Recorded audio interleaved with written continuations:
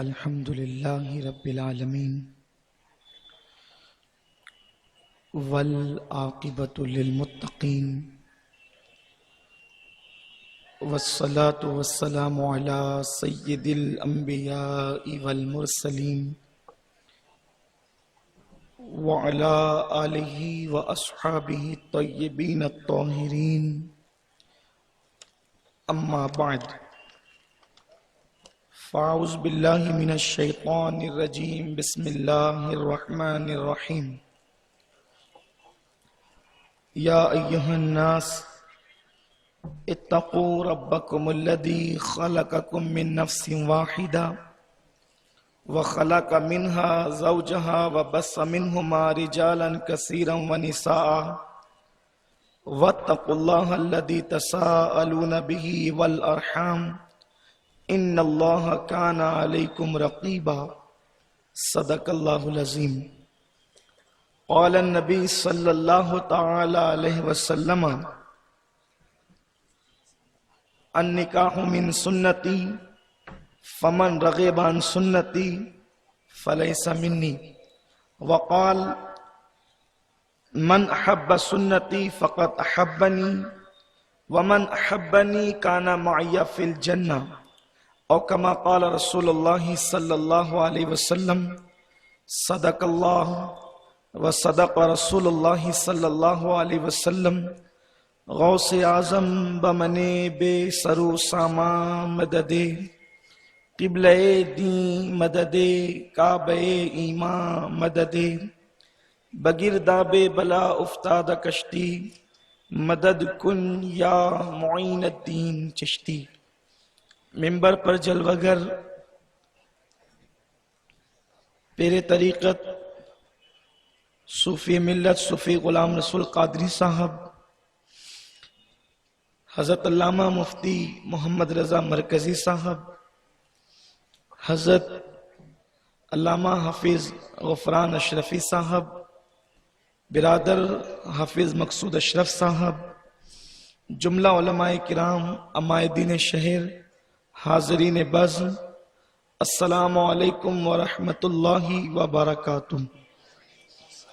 آئیے ہم اور آپ مل کر انتہائی عقیدت و محبت کے ساتھ ہم اور آپ اپنے اور ساری کائنات کے مرکز عقیدت حضور رحمت عالم جان عالم جناب احمد مجتبی محمد مصطفیٰ ارواحنا فدا صلی اللہ علیہ وسلم کی بارگاہ پر انور میں جس طریقے سے میں پڑھا ہوں آپ بھی اور ہزاروں کی تعداد میں موجود خواتین بھی میرے ساتھ مل کر پڑھیں۔ الصلاۃ والسلام علیک یا رسول اللہ،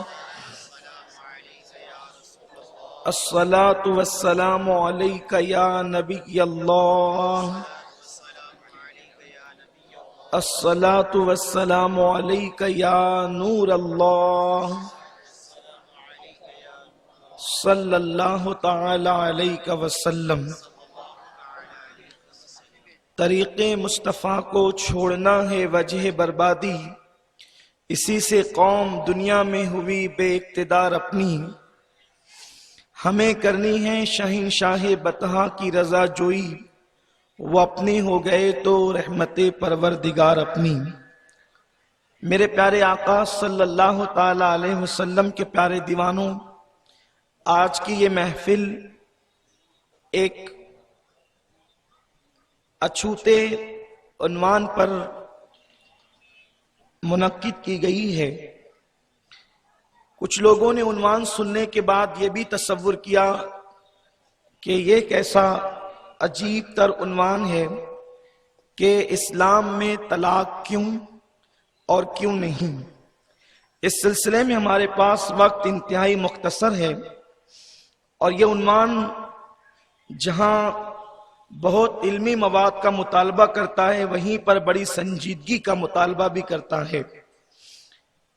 آئیے سب سے پہلے ہم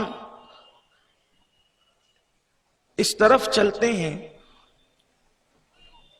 کہ اسلام میں نکاح کیوں ہے اور اسلام میں نکاح کی حیثیت کیا ہے۔ اس لیے کہ جب نکاح کا رشتہ متزلزل ہوتا ہے تو اس کے بعد ہی طلاق کی نوبت آتی ہے. تو جب نکاح کا رشتہ ہی متزلزل نہ ہوگا تو طلاق کی نوبت نہیں آئے گی. تو ہم نکاح تو کرتے ہیں لیکن نکاح کے مقصد کو ہم سمجھنے کی کوشش نہیں کرتے. جہالت کی بنیاد پر، نفسانی خواہشات کی بنیاد پر اور اپنی طبیعت کے مطابق لاقانونیت کی زندگی گزارنے کی بنیاد پر انسان طلاق جیسی بلا اور آفت میں گرفتار ہوتا ہے. سب سے پہلے ہمیں یہ سمجھنا ہوگا کہ اسلام میں نکاح کیوں ہے، اسلام میں عورت کا مقام کیا ہے. اس لیے کہ اسلام وہ مقدس مذہب ہے جو صرف قانون مسلمانوں کو نہیں دیتا بلکہ دنیا کے ہر انسان کو وہ قانون دیتا ہے، اور دنیا کے ہر انسان کو وہ ایک پرامن معاشرے کی دعوت دیتا ہے. ہم نکاح کے اندر جو خطبہ پڑھتے ہیں، جو ہمارے آقا صلی اللہ علیہ وسلم کی سنت ہے، ان خطبے میں ہم 3 آیتوں کی تلاوت کرتے ہیں جن میں ہم سورۃ النساء کی تلاوت کرتے ہیں. اس کی میں نے تلاوت کرنے کا شرف حاصل کیا. میرا اللہ ارشاد فرماتا ہے، یا ایھا الناس، اے لوگو، اتقو، اللہ سے ڈرو. قرآن مقدس میں بہت ساری جگہوں پر صرف مسلمانوں سے خطاب ہے، لیکن جب یا ایھا الناس آتا ہے تو اس سے مراد تمام عالم انسان سے اللہ رب العزت خطاب کر رہا ہے. اس لیے کہ اللہ تمام عالمین کا رب ہے، تو وہ تمام عالمین کے انسانوں کو، چاہے وہ گورا ہو یا کالا، چاہے وہ عربی ہو یا عجمی، چاہے وہ پڑھا لکھا ہو یا ان پڑھ، چاہے وہ مسلم ہو یا غیر مسلم، اب اللہ ان سے خطاب کر رہا ہے، یا ایھا الناس اتقو، اے لوگو اپنے رب سے ڈرو. اللہ اکبر. اس رب کی شان کیا ہے؟ ربکم الذی خلقکم من نفس واحدہ، جس رب نے تمہیں ایک جان سے پیدا کیا. ہم سب کے باپ، چاہے وہ مسلم ہو یا غیر مسلم، چاہے وہ عربی ہو چاہے عجمی، چاہے وہ کالا ہو یا گورا، کوئی انسان ہو، اللہ نے ہر انسان کو ایک آدم سے پیدا فرمایا. میرے پیارے آقا صلی اللہ علیہ وسلم کے پیارے دیوانوں، مذہب اسلام کے اندر نکاح اللہ کے نبی صلی اللہ علیہ وسلم کی سنت ہے. طاقت ہونے کے باوجود، قوت ہونے کے باوجود، استطاعت ہونے کے باوجود اگر کوئی نکاح نہیں کرتا تو اللہ کے نبی صلی اللہ علیہ وسلم نے فرمایا، النکاح من سنتی فمن رغب عن سنتی فلیس منی، کہ نکاح میری سنت ہے. سنت کہتے طریقے کو. اللہ کے رسول صلی اللہ علیہ وسلم فرماتے ہیں نکاح میری سنت ہے. جس نے اس سے رغبت نہیں کی، جس نے طاقت ہونے کے باوجود اس پر عمل نہیں کیا، اللہ کے حبیب علیہ الصلوۃ والتسلیم فرماتے ہیں فلیس منا، وہ میری سوسائٹی کا ممبر نہیں. اللہ کے رسول صلی اللہ علیہ وسلم نے اس کو معاشرے سے نکال کر کے باہر کیا ہے جو طاقت ہونے کے باوجود نکاح نہیں کرتا. اس لیے کہ نکاح انسان کی نظروں کو حیا سے جھکا دیتا ہے، نکاح انسان کے اس محلال کو، بے چینی کو ختم کرتا ہے. اس لیے کہ اللہ رب العزت نے ہر انسان کے اندر نفسانی قوت پیدا کی ہے جسے ہم سیکس کہتے ہیں. ہر انسان کے اندر یہ بھوک موجود ہے. اگر جائز طور پر انسان اس کے ازالے کی کوشش نہیں کرے گا تو اس کے قدم ناجائز طور پر اٹھیں گے. اس لیے اسلام کے اندر نکاح کو ایک مستقل حیثیت عطا کر دی گئی ہے. آپ دیکھیں جتنی بھی عبادتیں ہیں، نماز، روزہ، حج، زکوٰۃ، خیرات، صدقات، جتنی بھی عبادتیں ہیں، ساری عبادتیں زمین پر آنے کے بعد ہمیں ملی ہے. لیکن نکاح اللہ کو اتنا پسند ہے کہ میرے اللہ نے حضرت آدم علیہ السلام کو جب پیدا فرمایا تو جنت میں جناب حوا کے ساتھ جناب آدم علیہ السلام کا نکاح فرمایا. میرے پیارے آقا صلی اللہ علیہ وسلم کے پیارے دیوانوں، نکاح صرف جنسی تسکین کے لیے نہیں ہے، نکاح صرف اپنے سیکس کی تکمیل کے لیے نہیں ہے. نکاح کیوں ہے؟ اللہ رب العزت ارشاد فرماتا ہے لِتَسْكُنُوا إِلَيْهَا، کہ تمہاری جو بیویاں ہیں وہ تمہارے لیے سکون کا ذریعہ ہے، وہ تمہارے لیے اطمینان قلبی کا ذریعہ ہے۔ آپ دیکھ لیں، جس کے پاس بیوی نہیں ہے اس کی زندگی دیکھیں، اور جس کے پاس بیوی ہے اس کی زندگی دیکھیں۔ قرآن نے بیوی کو شوہر کے لیے سکون کا ذریعہ قرار دیا ہے۔ بیوی سکون کا ذریعہ ہے، بیوی اطمینان کا ذریعہ ہے۔ اللہ کے رسول صلی اللہ علیہ وسلم کے غلاموں، یہی وجہ تو ہے اللہ کے پیارے حبیب غیب داں نبی صلی اللہ علیہ وسلم نے ارشاد فرمایا کہ نیک بیوی جس کو مل گئی اس کو دنیا میں جنت مل گئی۔ اور جگہوں پر عورت کو بھیانک تصور دیا جاتا ہے، کوئی کہتا ہے عورت نحوست ہے، کوئی کہتا ہے عورت بے برکتی ہے۔ یہ اسلام کا تصور ہے کہ اسلام ایک بیوی کو، نیک بیوی کو دنیا کی جنت قرار دیتا ہے۔ اللہ کے حبیب علیہ الصلوۃ والتسلیم فرماتے ہیں کہ دنیا کی ساری چیزیں برتنے کا سامان ہے، اور بہترین برتنے کا سامان جو ہے وہ نیک بیوی ہے۔ میرے آقا صلی اللہ علیہ وسلم کے دیوانوں، کائنات کی ہر نعمت آپ کو مل جائے، لیکن اگر آپ کے پاس بیوی نہیں ہے تو آپ کی زندگی ناقص اور نامکمل ہے۔ آئیے اس کو قرآن سے سمجھتے ہیں۔ جس وقت اللہ نے جنت میں حضرت آدم علیہ السلام کو پیدا فرمایا، جناب آدم علیہ السلام کی ولادت طیبہ ہوئی۔ ولادت اس معنی میں کہ اللہ نے اپنے دست قدرت سے آدم کا مجسمہ بنایا۔ یہ حضرت آدم علیہ السلام وہ ہیں کہ پوری دنیا کے انسان ان کی اولاد ہیں۔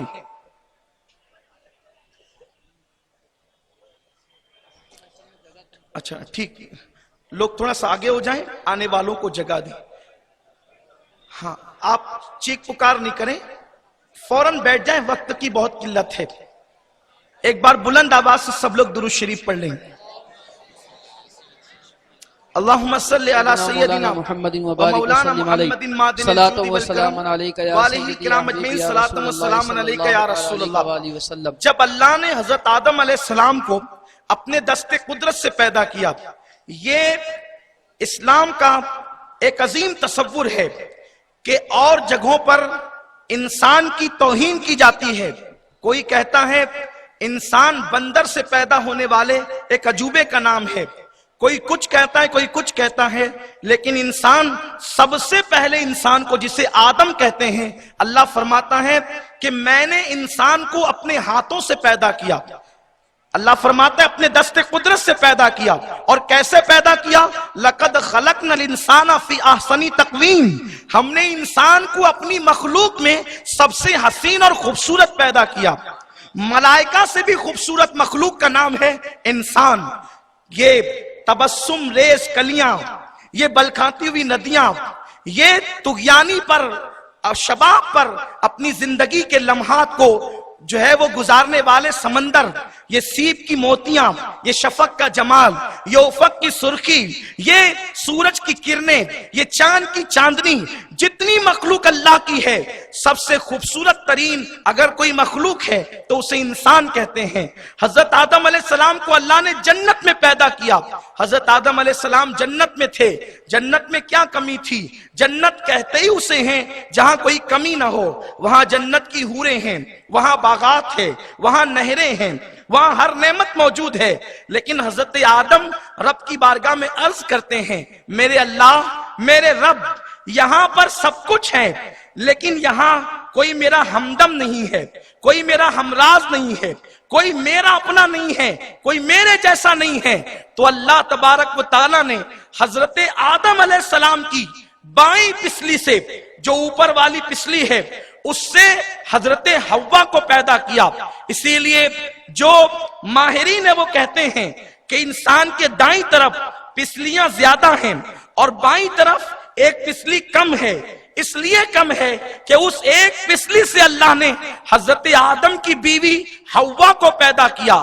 اب یہاں ذرا غور فرمائیں آپ، اسی میں آپ کو عورت کا مقام اور مرتبہ بھی ملے گا، اور اسی میں آپ کو طلاق کا علاج بھی ملے گا کہ طلاق پر ہم کس طریقے سے باندھ سکتے ہیں۔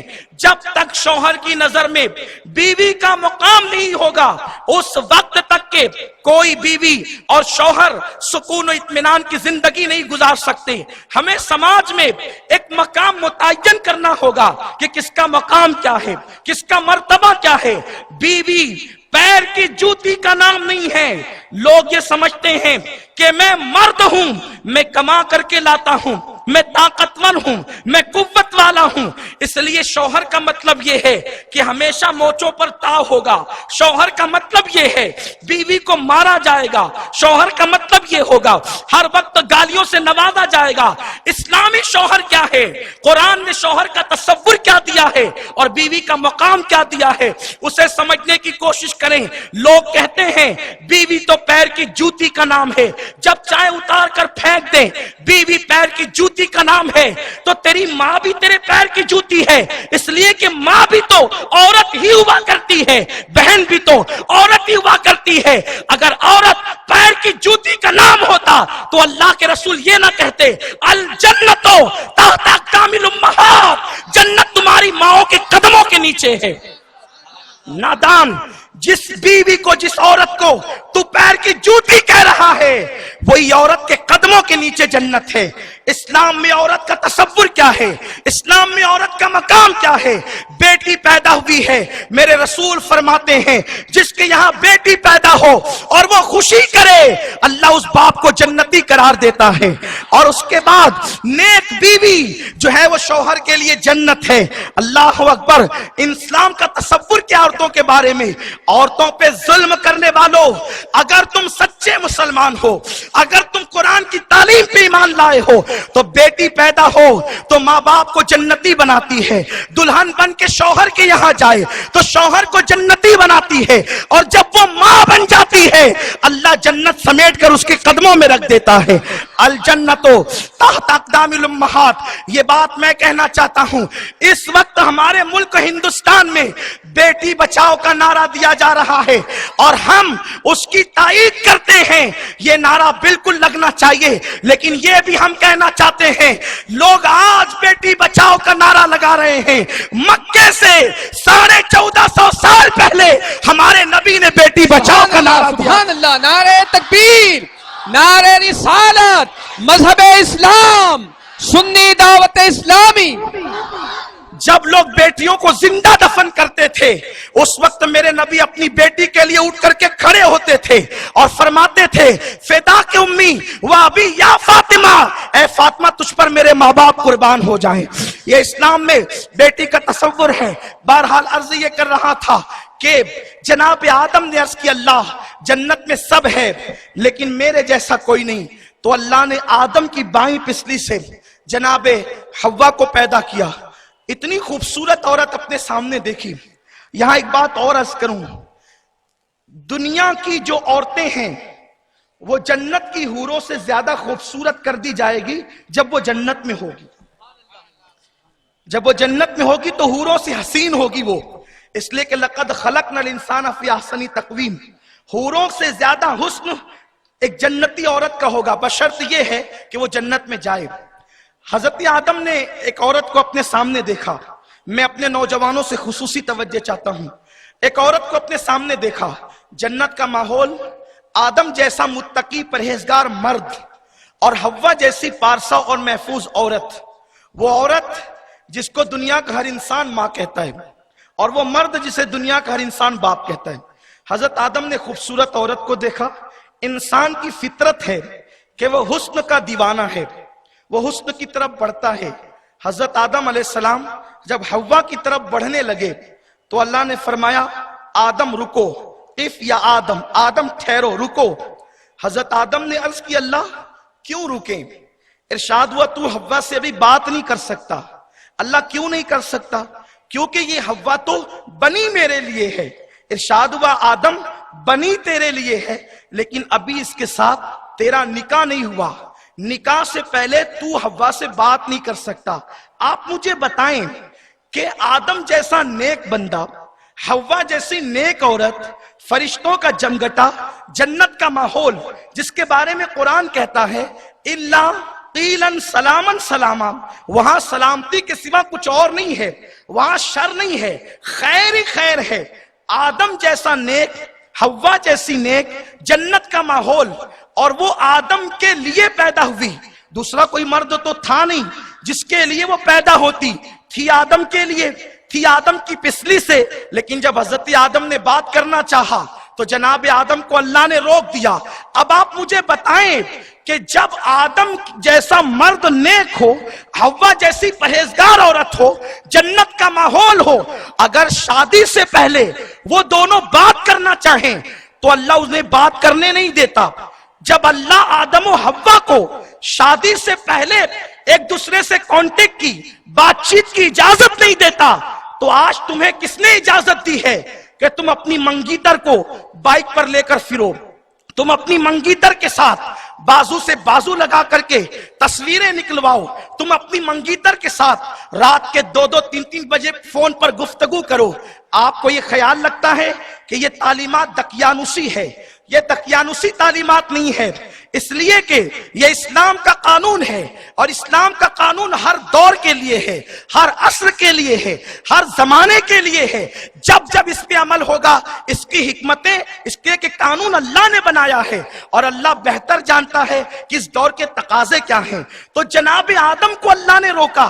ہم لوگ آج منگیتر سے جو بات چیت کرتے ہیں دیر تک کے، ہوتا یہ ہے ہمارے بڑے بوڑھے موجود ہیں، شادی سے پہلے جو محبت پیدا ہوتی ہے وہ شادی کے بعد ٹوٹ جاتی ہے، کیونکہ شادی کے بعد ایک کوئی نئی چیز بندے کو ملتی ہے، نیا کیف، نیا سرور، جو ہے وہ وصل کی لذتیں، ہجر کے لمحات کے اختتامات، گویا کہ وہ رات انسان کی زندگی کی سب سے حسین رات ہوتی ہے۔ اب جب انسان ہر نئی چیز لذیذ ہوتی ہے، پہلے ہی بات کر چکا ہے، پہلے ہی بائک پہ لے کے گھوم چکا ہے، پہلے ہی پارکوں میں لے جا چکا ہے، اور وہ سب کچھ حاصل کر چکا ہے جو ایک بیوی سے ملتا ہے، تو جب شادی کے بعد اس کو کچھ نیا نہیں ملے گا تو اس کے اور اس کے درمیان اختلاف پیدا ہوگا، اور یہی چیزیں کبھی کبھی جو ہے وہ طلاق کا ذریعہ بن جاتی ہے۔ اور ایک لڑکا سوچتا ہے کہ میں تو اس سے اتنی باتیں میں نے کی ہے، اور جب وہ میرے ساتھ ایسی ہے تو دوسروں کے ساتھ کیسی ہوگی۔ اور اسلام جو ہے بیوی کو ٹیشو کا درجہ نہیں دیتا۔ ہم نکاح کرتے ہیں، اسلام میں قانون یہ ہے، اگر کوئی اس شرط کے ساتھ نکاح کرے کہ میں 1 سال تک کے لیے نکاح کرتا ہوں، نکاح ہوگا ہی نہیں۔ میں 5 سال کے لیے نکاح کرتا ہوں، نکاح ہوگا ہی نہیں۔ نکاح کے لیے اسلام کا قانون یہ ہے کہ جب تک کہ یہ نہ ہو کہ میں زندگی بھر تک اسے رکھوں گا، اس وقت تک کہ نکاح ہو ہی نہیں سکتا۔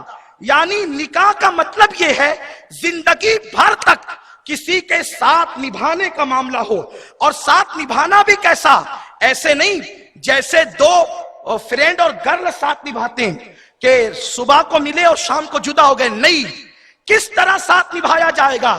تو اللہ ارشاد فرماتا ہے ہننا لباس لکم وانتم لباس لہن۔ اس انداز سے ساتھ نبھایا جائے گا کہ شوہر بیوی کا لباس ہے، بیوی شوہر کا لباس ہے۔ جتنے عیب شوہر اپنی بیوی میں دیکھے گا وہ سب چھپائے گا، کسی سے بیان نہیں کرے گا، اور بیوی جتنے عیب اپنے شوہر کے دیکھے گی وہ سب چھپائے گی، کسی سے بیان نہیں کرے گی۔ کتنی محبت ہوگی آپس میں۔ اللہ نے بائیں پسلی سے پیدا کیا حوا کو۔ ہر معاملے میں اسلام نے رائٹ دائیں کو جو ہے وہ اہمیت دی، لیکن جب عورت کی پیدائش کی بات آئی تو اللہ نے بائیں پسلی سے پیدا کیا۔ کیوں؟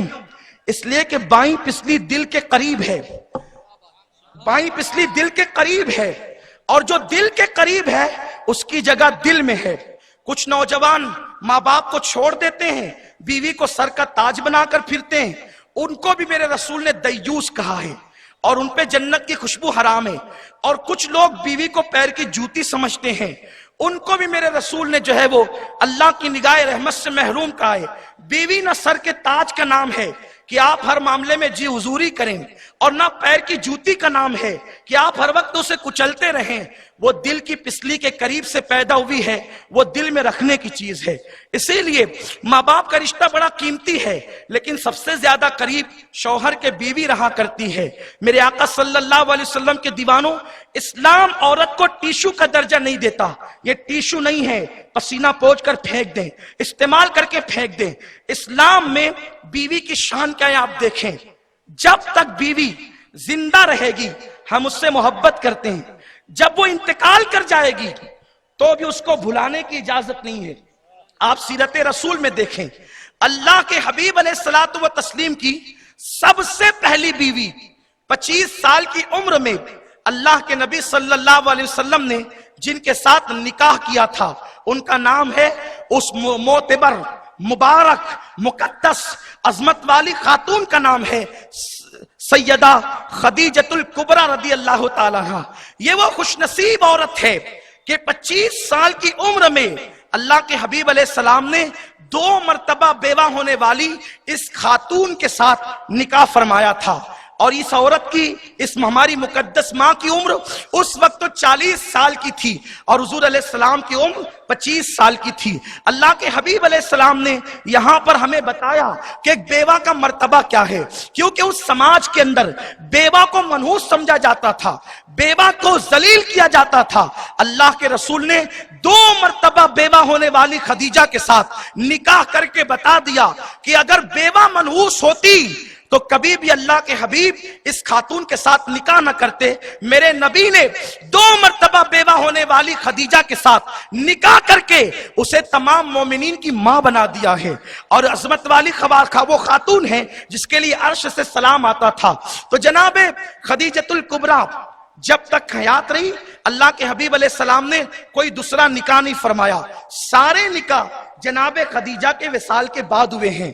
اور اس کے بعد جب حضرت خدیجہ کا انتقال ہو گیا تو آقا علیہ السلام کبھی بکری ذبح کرتے تو اللہ کے حبیب علیہ السلام گوشت اپنے گھر میں پکوانے سے پہلے حضرت خدیجہ کی سہیلیوں کے یہاں بھجواتے۔ کوئی تحفہ آتا تو پہلے خدیجہ کی سہیلیوں کے یہاں، حتیٰ کہ بیویوں کے سامنے خدیجہ کا ذکر کرتے، یعنی بیوی زندہ ہو تو بھی محبت کی جائے گی، بوڑھی ہو جائے تو بھی محبت کی جائے گی، انتقال کر جائے تو بھی محبت کی جائے گی۔ یہ اس کا حق ہے کیونکہ وہ دل کے قریب کی پسلی سے پیدا ہوئی ہے۔ کیا یہ تاریخ آپ کو نہیں معلوم؟ آج آپ سیریل دیکھ کر، فلمیں دیکھ کر طلاق جو بڑھ رہی ہے ہمارے ملک میں، اس کی سب سے بڑی وجہ سیریل ہے۔ آج کل پاکستانی سیریلوں کے نام سے ہمارے سماج میں کچھ کہانیاں چل رہی ہے، اور اس کے بارے میں یہ ہے کہ یہ گھریلو کہانیاں ہیں۔ اس میں شادی شدہ لوگوں کو افیئر کرتے ہوئے بتایا جاتا ہے، پھر شکوک و شبہات ہوتے ہیں، پھر طلاق واقع ہو جاتی ہے۔ ہم کہتے ہیں سیریل کسی ملک سے چلے، اگر وہ سماج میں بگاڑ پیدا کرے ہم اس پہ لعنت کرتے ہیں۔ ہمارا تعلق مذہب اسلام سے کسی ملک سے نہیں ہے، اور ہم ہندوستان والے کسی ملک سے تہذیب سیکھنے کے روادار نہیں ہے، کیونکہ ہمارا ملک ہندوستان یہ وہ ملک ہے کہ حضرت آدم کو جب زمین پہ اتارا گیا تو سب سے پہلے آدم ہندوستان تشریف لائے ہیں۔ یہ زمین آدم علیہ السلام کی زمین ہے، یہ زمین جناب خواجہ کی زمین ہے، یہ زمین داتا کی زمین ہے۔ اللہ کے رسول علیہ السلام نے ہندوستان کی زمین سے محبت کی ہے، یہاں کے عطر کی تعریف کی، یہاں کی جڑی بوٹیوں کی تعریف کی، یہاں کی چمکتی تلواروں کی تعریف کی، اور ایک دن تو رسول اللہ نے فرمایا کہ مجھے ہندوستان سے اپنے غلاموں کی خوشبو آتی ہے۔ اسی لیے ڈاکٹر اقبال کہتے ہیں میرے عرب کو آئی ٹھنڈی ہوا جہاں سے، میرا وطن وہی ہے، میرا وطن وہی ہے۔ ہم ہندوستانی ہونے پر اتنا ہی فخر کرتے ہیں جتنا ہم مسلمان ہونے پہ فخر کرتے ہیں۔ اس کی وجہ یہ ہے کہ ہندوستانی ہونا بھی یہ ہمارا اہل بیت سے جڑنے کے مترادف ہے، کیونکہ جس سینے کے اندر خواجہ غریب نواز سو رہے ہو اس سینے سے محبت کرنا یہ ہمارے مذہب کا سبحان اللہ۔ نعرہ رسالت، نعرہ رسالت، خواجہ کا ہندوستان، سنی دعوت اسلامی، سبحان اللہ سبحان اللہ۔ یہی وجہ ہے کہ صوفیوں کے ماننے والے کبھی مذہب کے خلاف نہیں گئے۔ بات آئیے تو صرف اشارہ کر کے گزروں گا، میرا عنوان وہ نہیں ہے۔ اولیاء کے ماننے والے کسی دور میں مذہب کے خلاف نہیں گئے۔ 1857 میں سب سے پہلے انگریزوں کے خلاف دلی کی جامع مسجد سے اگر کسی نے جہاد کا فتویٰ دیا تھا اور ہندوستان کو بچانے کا شعور دیا تھا تو سلسلہ چشتیہ کا وہ سپوت تھا، اور سلسلہ چشتیہ کا وہ پیر طریقت تھا جس کو دنیا فضل خیر آبادی کے نام سے جانتی ہے۔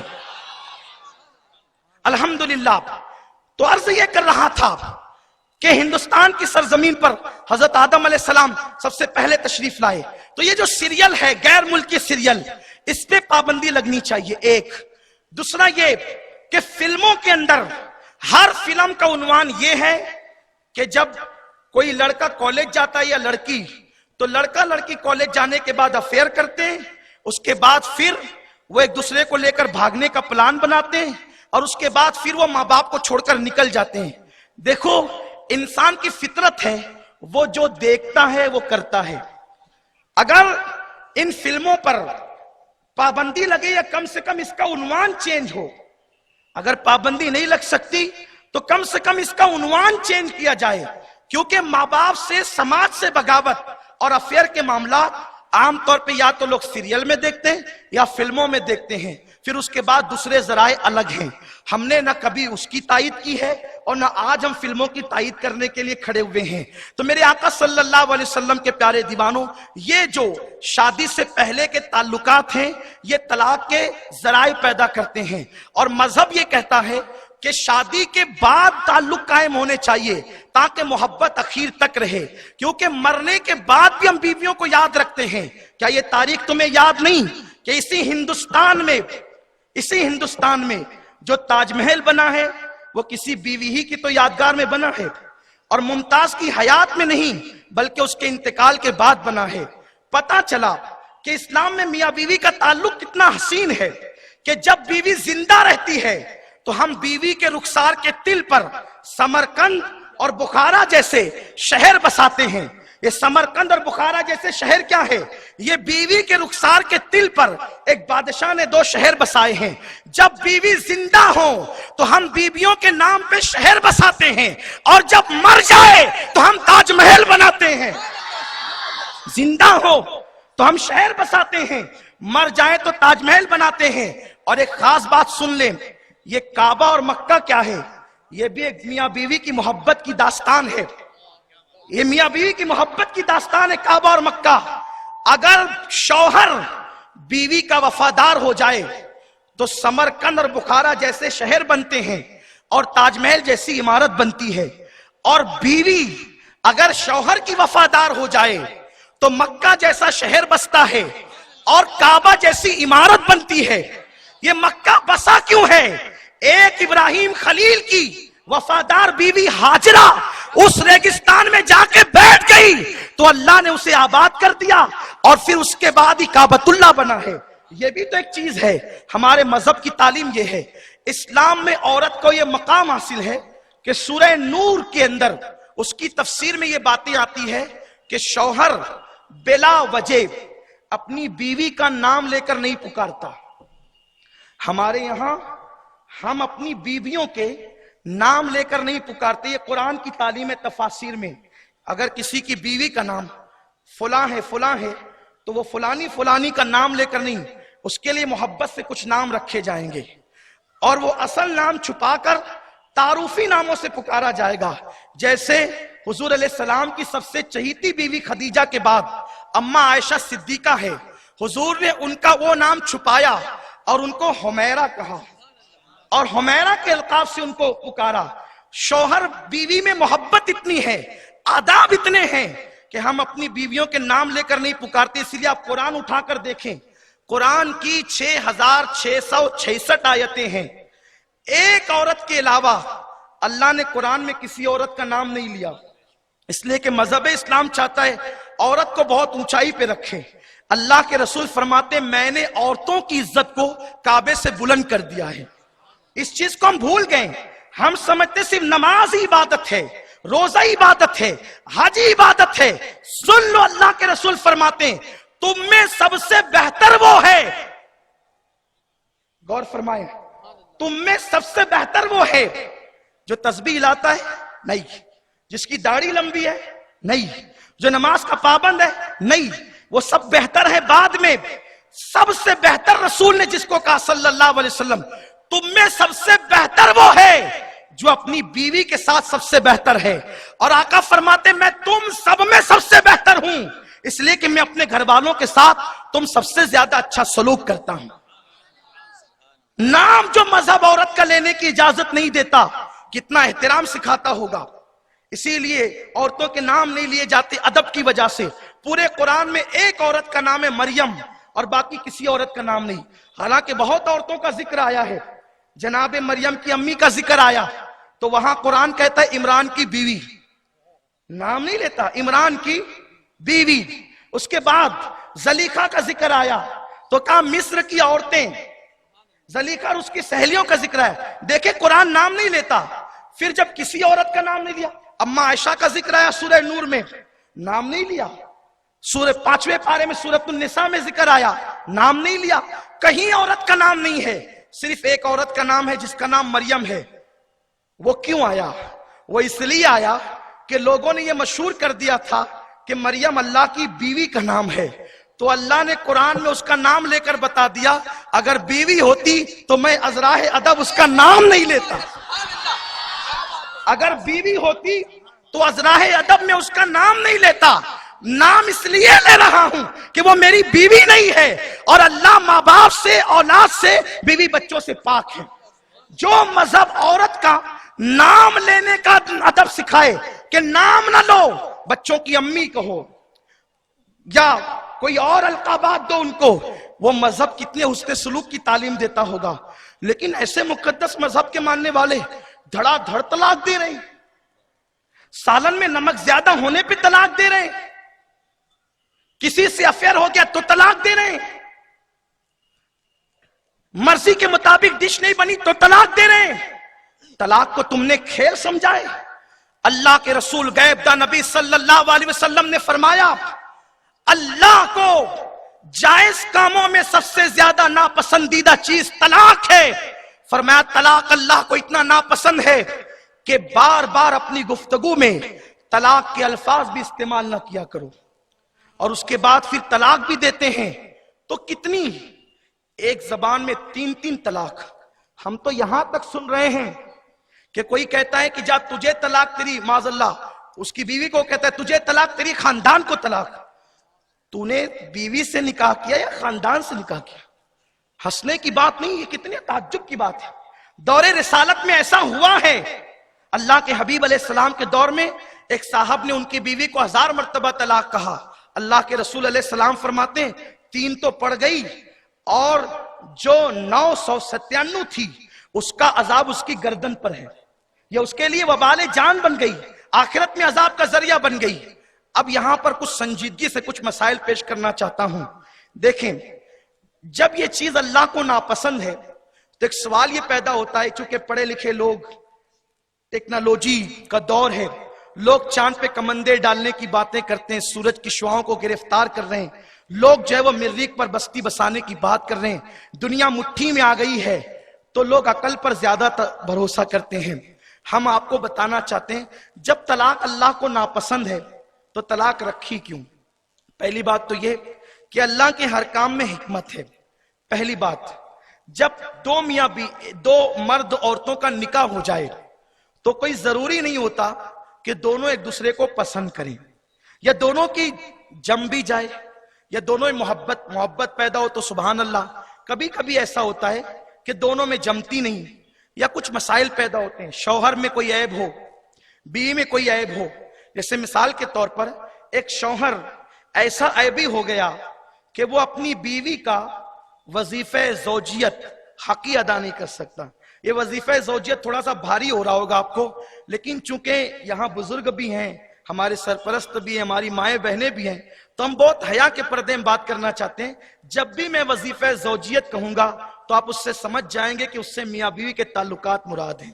اگر کوئی شوہر اتنا عیبی ہو گیا، بیمار پڑ گیا کہ وہ بیوی کا حق کے زوجیت، وظیفہ زوجیت ادا نہیں کر سکتا، تو کیا کرے اس کی بیوی؟ وہ سسکتی رہے، وہ پھانسی کے پھندے پہ چڑھ جائے، یا اپنے آپ کو آگ لگا لے؟ کیا کرے وہ؟ تو اسلام نے قانون عطا کیا کہ جب نبھا کی کوئی صورت نہ ہو تو اسلام یہ کہتا ہے جب کوئی صورت نہ ہو تو خیر کے ساتھ دونوں الگ الگ ہو جائیں۔ اور یہ چیز کسی نہ کسی اعتبار سے ہر مذہب میں موجود ہے۔ امریکہ نے بہت پہلے اسلامی طلاق کے قانون کا مذاق اڑایا، مغربی دنیا نے بھی مذاق اڑایا کہ نکاح کے بعد طلاق کیوں؟ لیکن جب انہوں نے دیکھا کہ اسلام میں جب میاں بیوی کی جمتی نہیں تو عورتیں پھانسی لینے کی بجائے، جلنے کی بجائے، کسی کے ساتھ بھاگنے کی بجائے وہ خیر کے ساتھ اپنے ماں باپ کے گھر لوٹ آتی ہے۔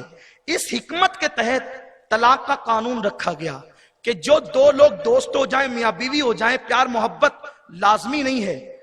اکثر 95% محبتیں پیدا ہوتی ہے.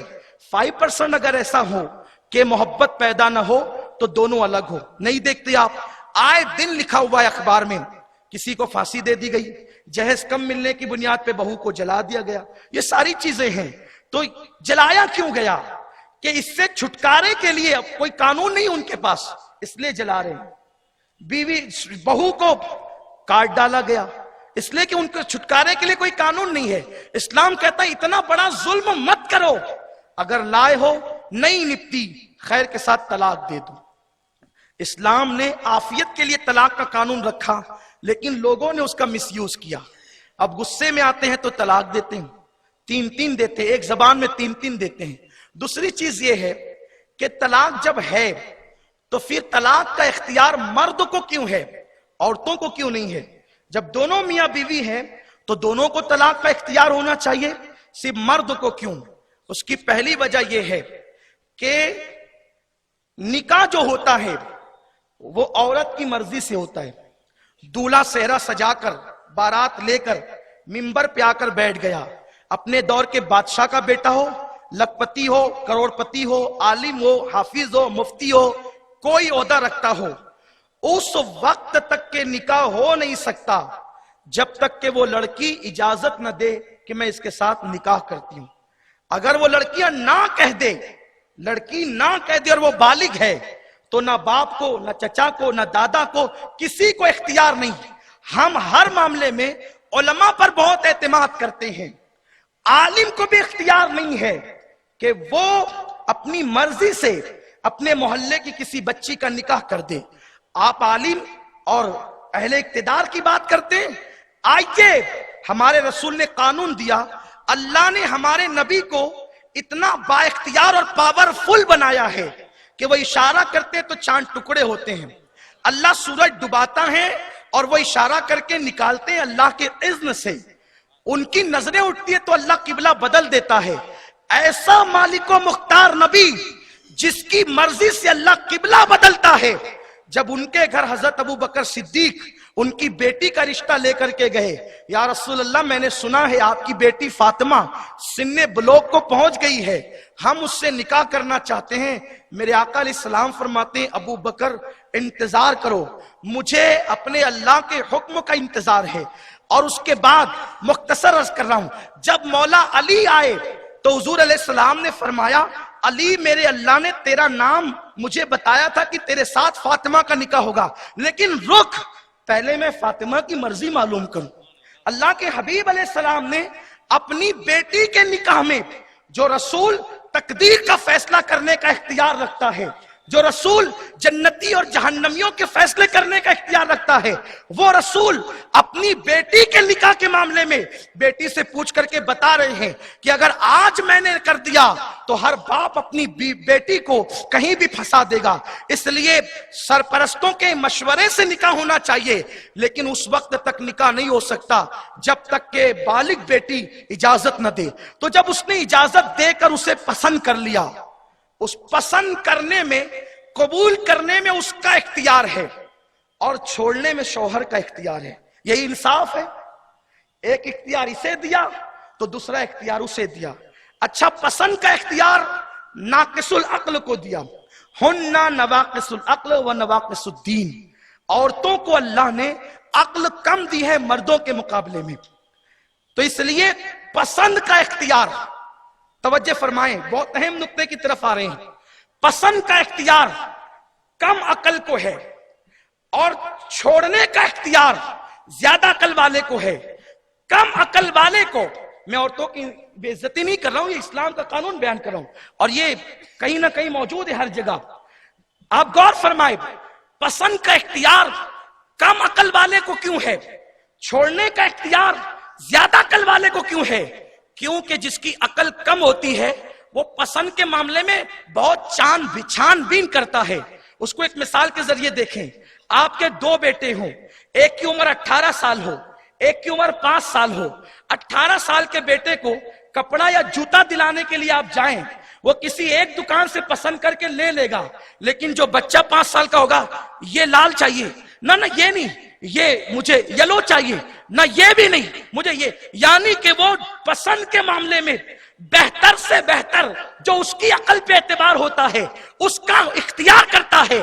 میرے اللہ نے کہا کیونکہ پسند کم عقل والا بہت چھان بین کے کرتا ہے، اور زیادہ عقل والا کسی کو چھوڑنے میں احتیاط کرتا ہے۔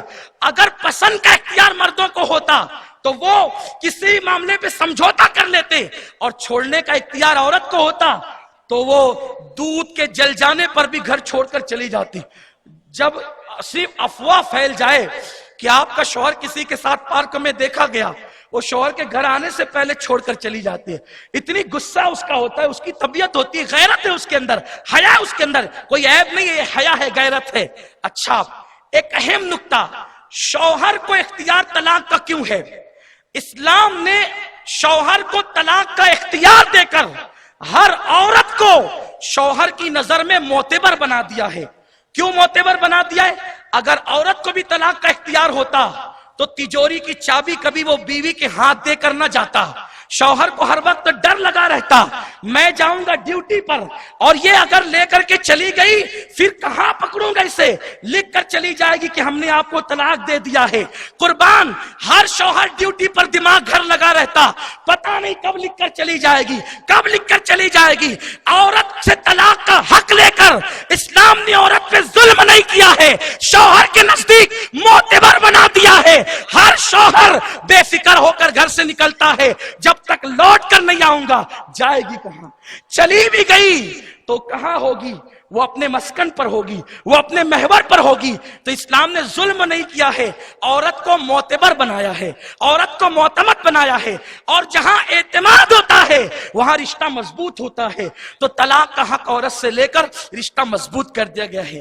دوسری چیز، ایسا نہیں ہے کہ صرف طلاق کا حق مرد کو دیا، ایک صورت ایسی ہے کہ طلاق کا حق عورت کو بھی حاصل ہوتا ہے، اسے اسلام میں خلا کہتے ہیں، کہ اگر شوہر کو بیوی ناپسند کرتی ہے یا کوئی معاملہ ہے تو جتنا مہر شوہر نے اس کو دیا تھا اتنی رقم وہ دے کر اپنے شوہر سے وہ خلا لے سکتی ہے۔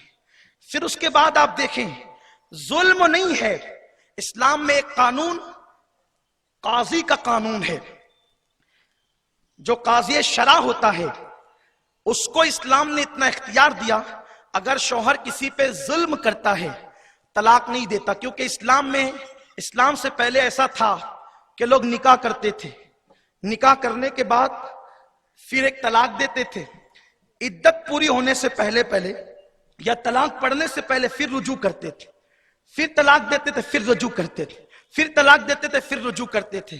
اسلام آیا تو یہ قانون اسلام نے چینج کر دیا اور کہا الطلاق مرتان، کہ طلاق جو ہے وہ صرف 2 مرتبہ ہے، اور جب تیسری مرتبہ طلاق ہوگی تو میاں بیوی کے تعلق مکمل ختم ہو جائیں گے۔ 3 مرتبہ کبھی طلاق نہ دیں، اس لیے کہ جب آپ 3 مرتبہ طلاق دیتے ہیں، 3 مرتبہ طلاق اگر آپ دیتے ہیں تو پھر کوئی نباہ کی صورت نہیں رہ جاتی، کیونکہ وہ بیوی اسی وقت فوراً آپ سے اجنبی ہو جاتی ہے، اور اس کے بعد وہ آپ کے ساتھ رہ نہیں سکتی۔ دور رسالت سے لے کر 1857 تک یا 1851 تک یہی قانون چلا آیا کہ 3 طلاق 3 ہے، لیکن اس کے بعد کچھ لوگ 2.5% اسلام میں ایسے پیدا کیا انگریزوں نے کہ جنہوں نے بہت سارے معاملات میں اختلاف پیدا کیا، تو طلاق کے معاملے بھی انہوں نے اختلاف پیدا کیا کہ یہ 3 نہیں بلکہ 1 ہے۔ آپ قرآن حدیث کو اپنی جگہ رکھیں، ہمارے ڈپارٹمنٹ کے لوگ بھی موجود ہیں، دانشور طبقہ بھی موجود ہیں، مہیلا منڈل کے لوگ بھی موجود ہیں، بڑے عظیم لوگ اس محفل میں ہیں۔ میں آپ سے پوچھتا ہوں کہ جو لوگ یہ کہتے ہیں کہ ایک محفل میں 3 طلاق ایک ہی ہوتی ہے، اس کو عقل بھی گوارا نہیں کرتی، مذہب بھی گوارا نہیں کرتا۔ اس کو ایک انداز سے یوں سوچے، ایک محفل میں چپل اتار کر اگر کوئی کسی کے گال پہ 3 مرتبہ مارے، جب وہ پولیس اسٹیشن میں کمپلین لکھانے کے لیے جائے گا تو کیا وہ یہ کہے گا کہ 1 مرتبہ مجھے مارا گیا یا 3 مرتبہ؟ آپ کہیں گے 3 مرتبہ. ہم آپ سے پوچھتے ہیں جب ایک نشست کی 3 گالیاں 3 ہی ہے، اگر کوئی کسی کو ایک محفل میں 3 گالیاں دے تو کمپلین تو 3 کی ہوگی نا. 3 تماچے مارے تو 3 ہوں گے. ایک نشست کی 3 گالیاں 3 ہے. ایک نشست کی 3 مرتبہ سبحان ربی الاعلیٰ سجدے میں 3 ہے. ایک نشست کے اندر 3 تماچے 3 ہے. تو آخر بیچاری طلاق نے کیا قصور کیا ہے کہ اس کو ایک نشست میں 1000 مرتبہ دیا جائے پھر بھی ایک ہی مانا جائے؟ یہ قطعاً عقل کے خلاف ہے اور عقل کے ساتھ ساتھ مذہب کے بھی خلاف ہے. مفتی صاحب نے آپ کو 3 طلاق کی شرعی حیثیت بتائی. میں صرف ایک بات آپ کے سامنے پیش کرتا ہوں. 3 ہی ہے. حضرت فاطمہ بنت قیس ان کا طلاق ہوا. کچھ لوگ آقا کے پردہ فرمانے کے بعد اس بڑھیا سے ملنے گئے اور کہا ہمیں طلاق کے بارے میں بتائیں. تو انہوں نے کہا میرے شوہر سفر پر جانے سے پہلے انہوں نے مجھے 3 طلاقیں دی اور 3 دی تو اللہ کے رسول نے تینوں کو نافذ کر دیا. 3 دینا گناہ ہے لیکن اگر کوئی دے دے گا تو نافذ ہو جائے گی. ہمارے نوجوان یہ سمجھتے ہیں کہ 3 طلاق جب تک 2 نہیں اس وقت تک طلاق ہوتی نہیں، اور جب غصہ ٹھنڈا ہوتا ہے سر پکڑتے ہیں، ہائے وائے کرتے ہیں. علماء سے کہتے ہیں کوئی رستہ نکالیں. علماء رستہ کیسے نکال سکتے ہیں؟ دیکھو ہم ہندوستان کے شہری ہیں، کتنا بھی بڑا شہری ہو، یہاں کا کارپوریٹر ہو، ایم ایل اے ہو، ایم پی ہو یا کوئی بہت بڑا آفیسر ہو، وہ قانون کا نفاذ کر سکتا ہے، قانون بدل نہیں سکتا. کسی بھی آفیسر کو ملک کا قانون بدلنے کا اختیار نہیں ہے. تو جب ہم ایک ملک میں رہ کر اس کے شہری ہو کر اس کا قانون نہیں بدل سکتے تو ہم اللہ کا قانون قرآن کیسے بدل سکتے ہیں؟ آپ یہ جو کہتے کوئی رستہ نکالیں، راستے آپ بند کریں اور آپ کہتے ہیں راستے نکالیں. دیکھیے میں آپ کو ایک راستہ بتاتا ہوں. طلاق 3 کبھی نہ دیں. اگر ایسے حالات پیدا ہو ہی جائیں کہ طلاق دینے کو آپ ضروری سمجھتے ہیں تو آپ صرف 1 طلاق دیں، کیونکہ بعض صورتوں میں 1 طلاق سے بھی عورت اجنبی ہو جاتی ہے. اس کی صورت قانون نے یہ بتایا ہے کہ اگر 1 طلاق کوئی شوہر اس کی بیوی کو دیتا ہے تو یہ 1 طلاق ہو گئی رجعی. رجعی مطلب یہ ہے کہ آپ اس کو واپس لے سکتے ہیں. اس کو کہتے ہیں رجعی، یعنی رجعت کرنا، لوٹنا. تو اگر کسی نے 1 طلاق دیا تب اس کے پاس، آپ کو سمجھانے کے لیے کہہ رہا ہوں، 3 مہینے کا کم و بیش وقفہ موجود ہوتا ہے اپنی بات پہ غور کرنے کا. حالانکہ عدت 3 مہینے نہیں ہوتی بلکہ 3 پیریڈ ہوتے ہیں جس کو ہم حیا کے پردے میں ایام ممنوعہ کہتے ہیں، لوگ اس کو MC بھی کہتے ہیں. اب آپ سمجھ گئے ہوں گے. تو اگر 1 رجعی طلاق، 1 طلاق اگر کسی شوہر نے اس کی بیوی کو دے دیا تو عدت یعنی 3 پیریڈ جب تک نہیں آ جاتے، یعنی کم و بیش اس کی مدت 3 مہینے ہوتی. سمجھنے کے لیے کہ آپ اس کو 3 نہ سمجھیں، صرف ایگزامپل دے رہا ہوں. 3 مہینے کا وقفہ ہوتا ہے. آپ سوچ لیں آپ کا غصہ ٹھنڈا ہو جائے. 3 مہینے کے آپ تو 3 منٹ کے بعد ٹھنڈے ہوتے ہیں. آپ تو 3 منٹ کے بعد ٹھنڈے ہوتے ہیں. 3 مہینے کا وقفہ آپ کو مل رہا ہے. غور کر لیں، سوچ لیں. اگر آپ ٹھنڈے ہو گیا، آپ کا غصہ ٹھنڈا ہو گیا تو آپ رجوع کر سکتے ہیں. یعنی آپ یہ کہہ دیں کہ بھئی ہم نے اپنی بات واپس لیا، میں رجوع کرتا ہوں. یا زبان سے نہ کہا، اس کو گھر میں لے آیا اور میاں بیوی جیسا سلوک کر لیا تو رجوع ہو گیا. لیکن اگر آپ ضد پہ اڑے رہے، وہ بیگم بھی ضد پہ اڑی رہی اور عدت گزرنے تک دونوں میں سے کسی نے نباہ کا معاملہ نہیں لایا، تو ایسی صورت میں جب عدت گزر جائے گی تو جس کو آپ نے 1 طلاق رجعی دی تھی وہ بائنہ ہو جائے گی. 1 ہی ہوگی لیکن وہ بائنہ ہو جائے گی. اب اگر وہ بائنہ ہو گئی تو وہ عدت گزار کر اب کسی اور کے ساتھ نکاح کر سکتی ہے. یہ قانون ہے، ٹھیک ہے. لیکن عدت گزر گئی اور آپ کا دماغ کا غصہ ٹھنڈا نہیں ہوا اور وہ ہو گئی عدت گزرنے کے بعد اجنبی یا بائنہ، تو اگر آپ 50 سال کے بعد بھی اب اس سے نکاح کرنا چاہیں تو بغیر حلالے کے آپ نکاح کر سکتے ہیں، کیونکہ آپ نے طلاق تو 1 ہی دی تھی نا. اس لیے آپ حلالے کے بغیر نکاح کر سکتے ہیں. یہ ہے قانون. تو اس لیے یہاں بیٹھے ہوئے، کیونکہ ہمیں مسائل معلوم نہیں ہے، ہمیں یہی پتہ جب تک 3 بار نہیں بولیں گے ہوگا نہیں. آپ 1 ہی بار، پہلی بات تو دے ہی نا. اگر ضرورت محسوس کرتے تو 1 دیں. تاکہ بعد میں آپ کے لیے راستہ کھلا رہے. 3 دینے کے بعد کوئی راستہ نہیں ہے. اور اس لیے میں اپنی خواتین سے بھی اپیل کروں گا کہ جب شوہر غصے میں ہو تو آپ کو سینہ تاننے کی کوئی ضرورت نہیں. وفادار بیوی کا کیریکٹر یہ ہونا چاہیے جو اللہ کے حبیب علیہ السلام نے سیدہ فاطمہ کو کہا تھا, فاطمہ اگر تو نے اس حال میں انتقال کیا کہ تیرا شوہر تجھ سے راضی ہے تو میں محمد اعلان کرتا ہوں کہ تو جنتی ہے, اور اگر اس حالت میں تو دنیا سے کوچ کر گئی کہ تیرا شوہر تجھ سے ناراض ہے تو میں قیامت کے دن تجھ سے ملاقات نہیں کروں گا. یہ آج کل تو ماں باپ شے دیتے ہیں اور بیٹیوں کو ان کی بیٹی چارج کر, بیٹی تیرا باپ کوئی فقیر نہیں ہے, اگر تیرے گھر میں تکلیف ہو تو آنا, ہم جو ہے تجھے پرورش کریں گے, تیری تجھے نبھائیں گے. میں آپ سے کہنا چاہتا ہوں کہ شوہر جو بیوی کو دے سکتا ہے وہ باپ نہیں دے سکتا. باپ سونے کے پلنگ پہ سلا سکتا ہے لیکن دل کا سکون باپ نہیں دے سکتا, بھائی نہیں دے سکتے. دل کو تسکین جس چیز سے ملتی ہے وہ صرف شوہر دے سکتا ہے. اور میرے آقا فرماتے ہیں جو باپ اپنی بیٹی کو طلاق پہ ابھارے, اللہ, اس کے رسول اور سارے فرشتوں کی اس پہ لعنت ہے. اللہ قیامت کے دن نہ اس کا فرض قبول کرے گا نہ نفل قبول کرے گا. اپنی بیٹیوں کو صبر کی تلقین کرو. آقا کریم صلی اللہ علیہ وسلم فرماتے ہیں کہ جو عورت اپنے شوہر کے ظلم پہ صبر کرتی ہے اللہ اسے صبر آسیہ کا ثواب عطا فرماتا ہے, اور جو شوہر اپنی بیوی کے منہ چلانے پہ صبر کرتا ہے اللہ اسے صبر ایوب کا ثواب عطا فرماتا ہے. عورتوں کو چاہیے شوہر گرم ہو وہ نرم ہو جائیں. ایک حدیث پڑھتا ہوں یہاں پر. سیدنا فاروق اعظم کے دور میں ایک خاتون ایک صحابی سے منہ چلا رہی تھی. انہوں نے کہا رکو, میں تمہاری شکایت فاروق اعظم سے کرتا ہوں, ان کا چابک تجھے سیدھا کرے گا. وہ یہ کہہ کر کے ان کے گھر آئے فاروق اعظم کے, تو دیکھا کہ فاروق اعظم اور ان کی بیوی میں جھگڑا ہو رہا ہے. فاروق اعظم کھڑے ہیں جن سے کیسر و کسرا کے تاجدار کانپتے ہیں, وہ کھڑے اور بیوی منہ چلائے جا رہی ہے, وہ چپ ہیں. وہ آتے ہیں اور چلے جاتے ہیں. فاروق اعظم کو یوں لگا کوئی آ کر کے گیا تو آپ باہر نکل کے ان کو روکا, ادھر آؤ ادھر آؤ, کہاں جاتے ہو؟ کہا کہ میرا مسئلہ حل ہو گیا. کہا مسئلہ بتائے بغیر بھی حل ہوتا ہے؟ بتاؤ مسئلہ کیا ہے؟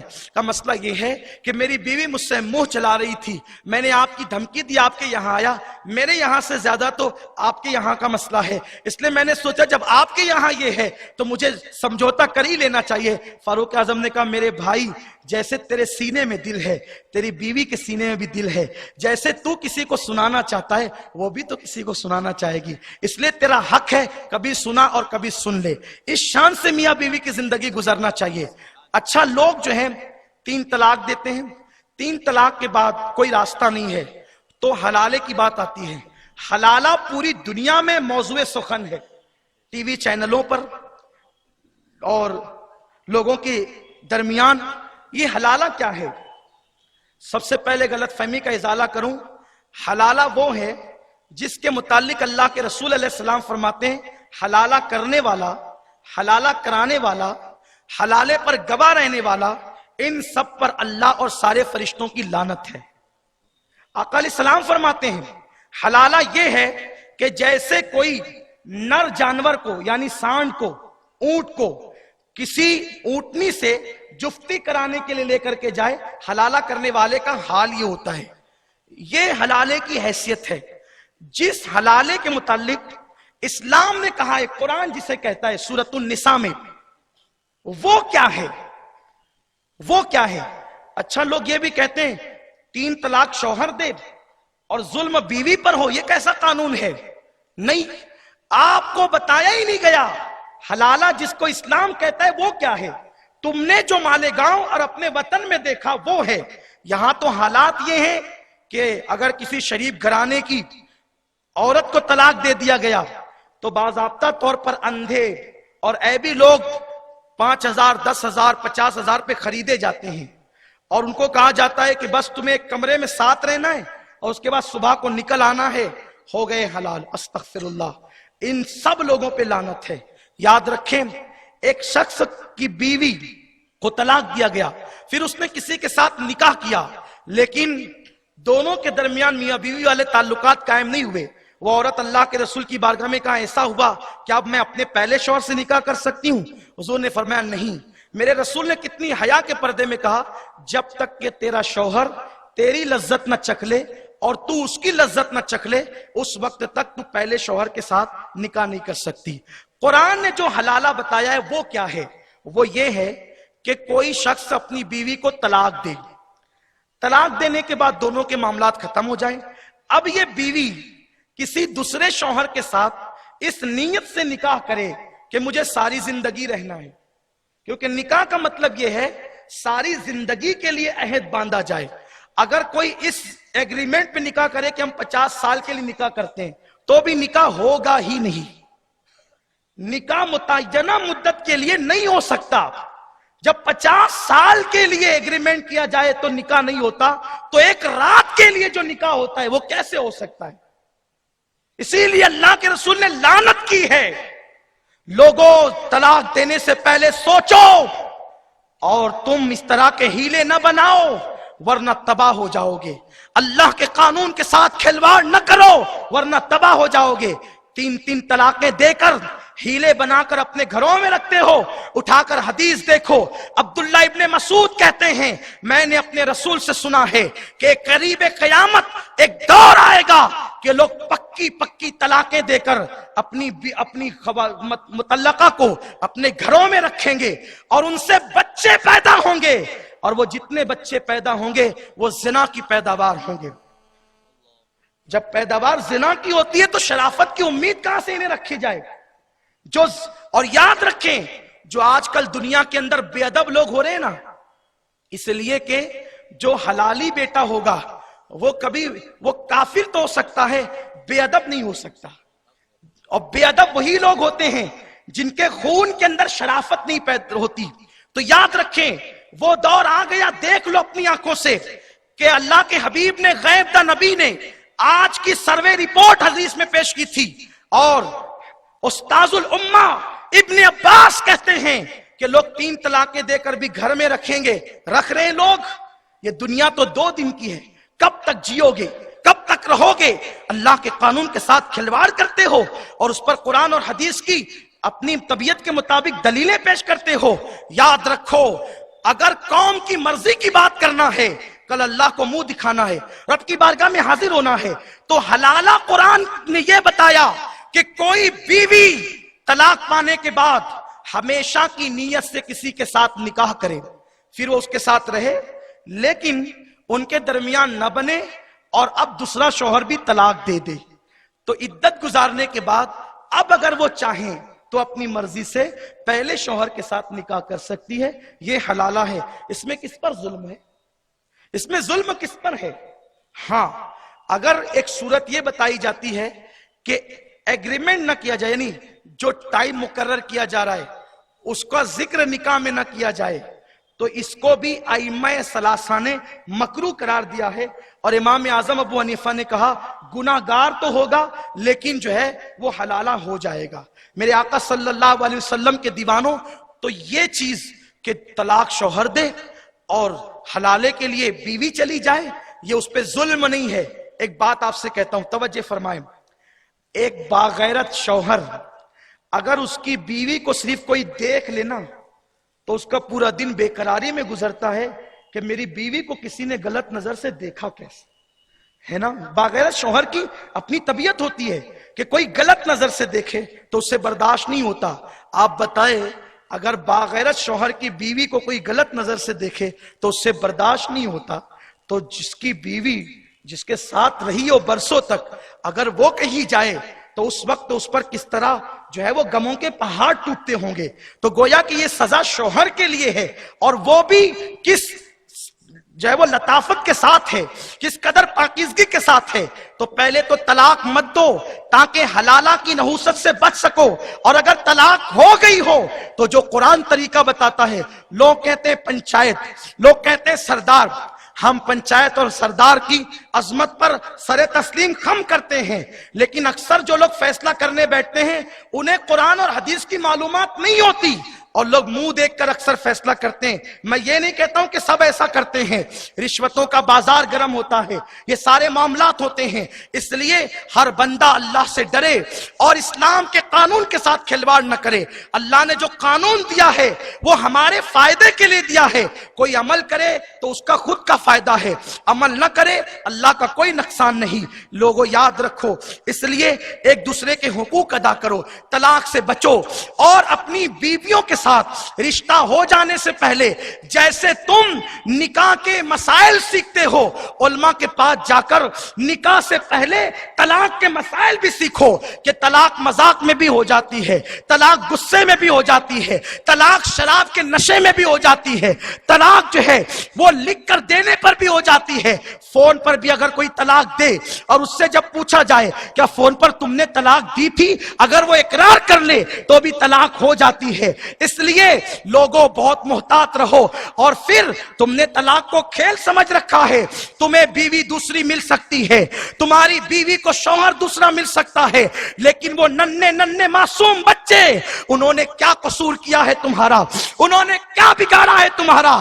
کل قیامت کے دن یہ ننھی معصوم جانے جو طلاق کے بعد ہوٹل پر پچری کرنے پہ مجبور ہوتے ہیں, ننھی سی معصوم جانے تراشن بھرنے پہ مجبور ہوتے ہیں, کسی کے گھر بچہ مزدوری کرنے پہ مجبور ہوتے ہیں. یاد رکھیں, چوزے بھی بغیر مرغی کے پل جاتے ہیں, بچے بھی پل جاتے ہیں, لیکن جن کے سرپرست ہوتے ہیں ان کی تادیب ہوتی ہے, انہیں ادب سکھایا جاتا ہے, انہیں علم سکھایا جاتا ہے.